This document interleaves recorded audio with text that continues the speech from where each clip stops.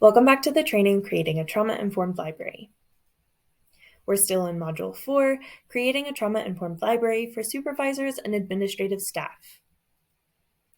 This is our final lesson, Lesson 13, Creating a Trauma-Informed Organization. Applying trauma-informed principles cannot happen in a vacuum. If staff feel like the organization is not applying trauma-informed principles, then the library runs the risk of increasing feelings of burnout and general discontent.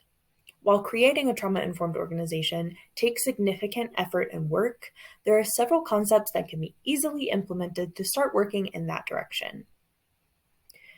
Creating a trauma-informed organization must start from the top levels of the organization. If the higher levels of the organization are not familiar with trauma-informed principles and actively trying to apply them in every decision they make for the organization, then the organization will never truly be a trauma-informed organization. Additionally, not starting at the top leaves organizations open for employees to become disillusioned and unhappy, particularly if they are receiving the message that their well-being is prioritized, but they are not seeing their well-being prioritized through actions like putting trauma-informed practices into place. Consistency is a fundamental principle of trauma-informed work, and it applies to trauma-informed organizational practices too.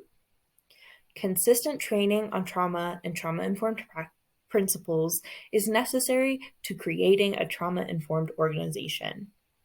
Likewise, consistently applying those principles throughout the different levels and physical locations of the organization is critical to being a trauma-informed organization. Like consistency, clear expectations is a foundational concept for trauma-informed principles and should be applied at the organizational level. For example, employees should have clear expectations of what they can expect from their supervisors and management in general.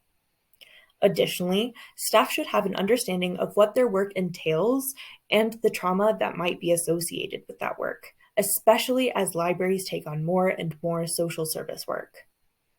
Knowing that traumatic events could happen does not prevent a traumatic response, but being mentally prepared can take away some of the shock and potentially help people recover faster when something traumatic does happen.